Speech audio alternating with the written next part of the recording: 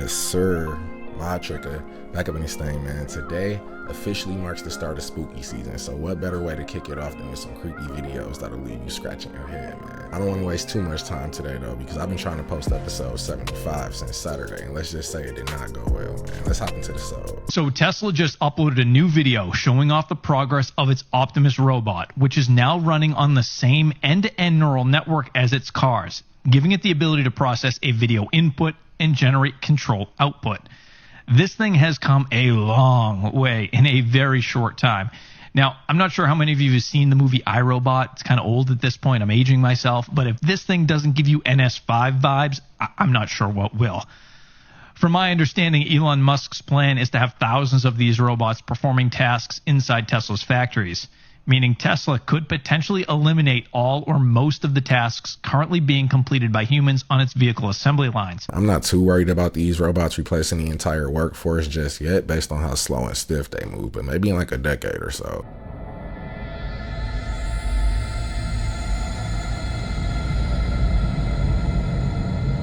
I want to say that this is some sort of mushroom, but I've never seen one that big and filled with little jelly sacks like that. This is a picture shows a 1,000-mile-long alien mothership from Jupiter. A lot of observers are saying, or it's something that's standing still in front of Jupiter. And it's not an asteroid. It's nothing they could figure out. And some people are saying it might be an alien mothership. 1,000-mile long? 1,000-mile-long mothership. That's huge. Imagine walking that. It's take you a while. Aliens probably have hoverboards, I imagine. If it is a mothership, then I hope we leave it alone, because if they're capable of building an 1,000-mile-long spacecraft, then I can only imagine what they can do to us. With the moon landings, there's so much stuff on TikTok around, say, the wind on the flags and the shadows that make people suspicious as to whether they really happened or not. What's your take on all of that? So we'll start by the moon landings happened, every one of them. But why does it look like it's staged? Well, again, when you go into space, it looks like a studio. It's the brightest white light. The sun is pure white. It's not yellow. Yet we see it yellow because it comes through our atmosphere, scatters the light, and we get a nice yellow sun. In space, it's white. It's a nuclear fusion reaction. It's the whitest, purest white you'll ever get, which means the colors are the purest colors you'll ever get, because that white light is hitting the color and showing you true color. Your shadows are the crispest straight line shadows you'll ever see. It's either black or it's white. So these photographs coming back from the moon, of course they don't look like on Earth. And the wind? It's just, that's gravity, but it's not flapping at all. They're static. But if you look at the images coming back from the space station today, you'll see there are flags and bits of paper and stuff, and they've got that kind of crinkle in them. That's just the natural position a material will want to go to in weightlessness. I mean, you make a very good point. I mean, we'll take his word for it, but this is definitely the response you would expect from an astronaut.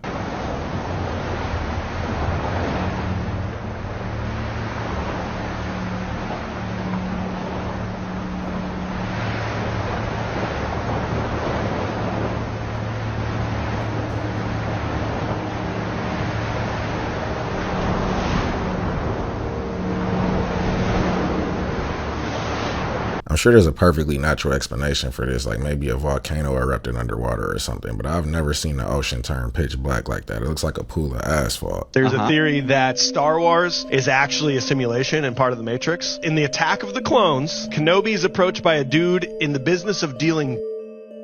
That character is played by Matt Duran, who plays Mouse in the Matrix. And then in the same scene, like 15 seconds later, Anakin's walking by everyone, and a woman pops into frame for a few seconds, gives a very look to Anakin. That woman is Fiona Johnson, the woman in the red dress. The theory is that Mouse was just plugged into the Matrix and was just looking for a friend, and the red dress program is just doing her thing. I can kind of see this one, because Star Wars never actually gives a date of when it takes place. It just says a long time ago, so maybe it's just an earlier program of the Matrix. Plus, there could be a connection between the blue and red pill and the blue and red lightsaber. But let me know what you guys think about this one.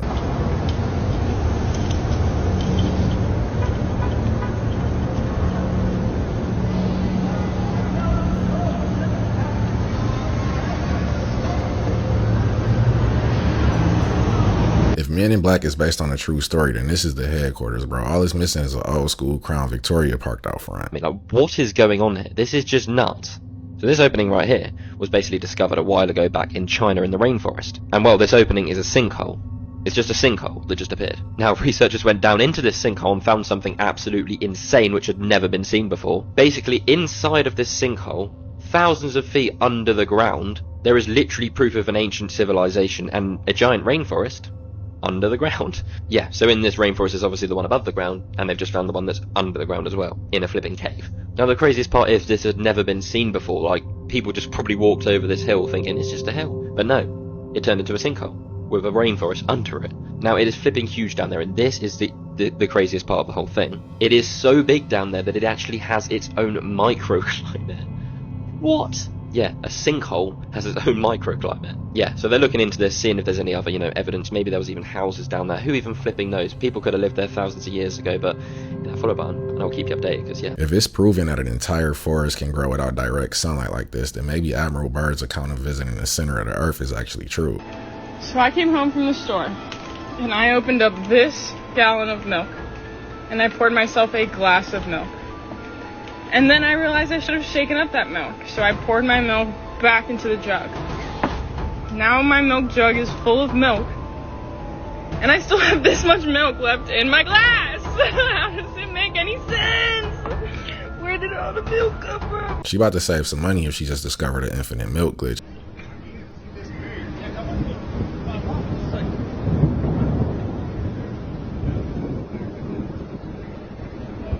Captain need to pull a U-turn before it's too late, bro. A storm is a-brewing. You can see something really weird if you look at a map of the seafloor.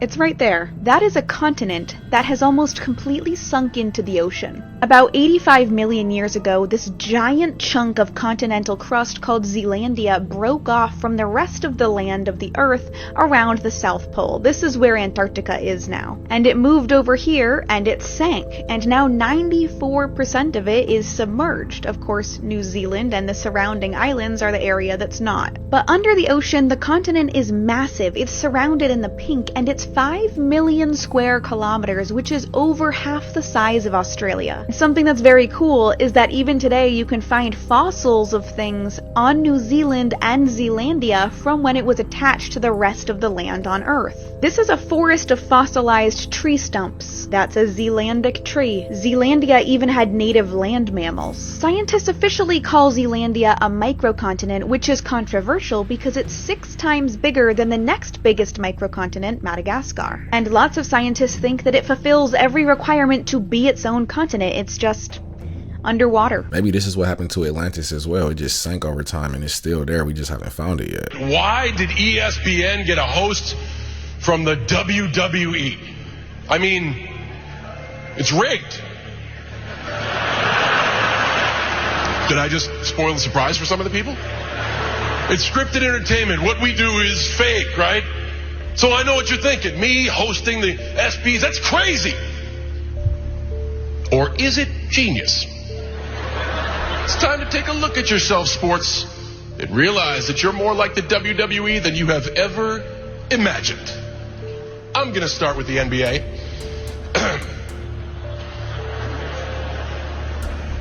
Cleveland won something.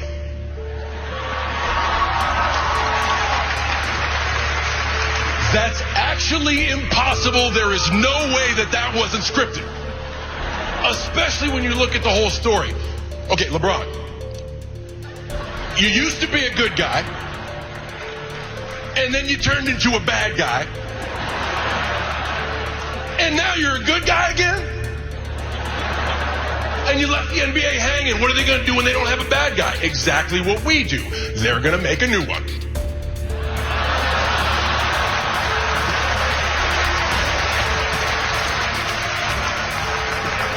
My hat's off to football, though. They got it right this year.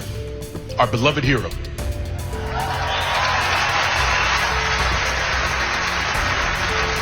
He was sidelined. Looks like all hope was lost. Helpless in the clutches of his arch nemesis. But in the moment of truth, Peyton comes off the bench, wins the championship, and rides off into the sunset with the love of his life. They figured it out during the ancient Roman times, bro. Give the people bread and entertainment and they won't question anything. So what do you think is happening with today's sports? Menugate. Have you heard of that? Menugate? This is weird. This man, his name is Cody, lives in Atlanta. He walked out of his apartment and noticed every single door in his hallway had a Chinese menu. 3 days later, still there. And he's like, everyone in my hall has not opened their door. And then 5 days cars still there. So he went down to the parking garage and looked at the cars covered in dust. And he's like, that's weird. And then he's like, okay, this is like freaking me out a little bit. Went through his whole apartment building, couldn't find a fire. Finally, like, found one. He's like, I need to know. Close it. There's supposed to be 800 people living in this apartment building. No one came out. Because he had previously checked, he'd gone outside at night, and there were lights on. Yeah. Something's going on. He went out into his local nook where his apartment was. Every like coffee shop and place that he went to, there was always one man in there wearing a suit, talking on the phone. He said these men were all saying the same thing into the phone. And he's just like, am I living in a simulation? What is this? It might actually work out nice because at least you don't have to deal with loud upstairs neighbors. Do you know the most fun conspiracy theory about gold? No. It's a really good one. It's from the work of Zecharia Sitchin, who was one of the guys who translated the ancient Sumerian texts. And he believed that the human race is a product of accelerated evolution, and that the Sumerian text depicts these godlike beings called the Anunnaki who come here from a planet called Nibiru that's on an elliptical orbit. Every 3,600 years it comes between us and Mars. It causes cataclysms because of the gravity and all the chaos. But that these beings came down here and inserted their DNA into lower primates and created this being. And one of the reasons why it came here is because gold is very difficult to find in the universe. Now, if that's the truth about the Earth only has that much gold, imagine that one of the reasons why these beings gave us this desire to have gold, why gold was so popular always, early on, and it was a useless metal. So what if it was pretty? Why? How come you could buy a house with bags of gold? Shouldn't you have steel for a sword or for arrowheads or something like that? Well, anything would be more valuable. Salt was very valuable. Yeah. But this is different because this is like a form of money. Like, why has it universally been regarded as valuable, like really early on? And what he said was that they realized that they could take these suspended particles of gold and put them in their atmosphere, and it would protect them because their atmosphere was eroding. And so this would be like a reflective particles they spray in the atmosphere. Like what Bill Gates wants to do, where he like blocks. So this is what's crazy about this. This guy wrote about this in like the 1970s. He wrote this, what is it called? The 12th Planet, I think. That was the first of them. I think he wrote multiple books on this, on the Sumerian text. But I think it was like the 1970s or somewhere around then, they were having this sort of symposium on what to do in the sense of like ozone depletion and climate change. Like, is there a way to suspend reflective particles in the atmosphere to block out some of the harmful rays of the sun? So that was their idea. So what this book is trying to say is the reason why humans are obsessed with gold is because like the aliens designed us to mine and get the gold, and then they would use that gold to protect their atmosphere. So they impregnated us with this idea that gold has value. Yeah. Because they need it to enhance their ability to keep living. If this is true and they come back one day, then having a bunch of gold to present will be a good way to get in their favor. This family had their picnic gate by a hungry black bear in northern Mexico.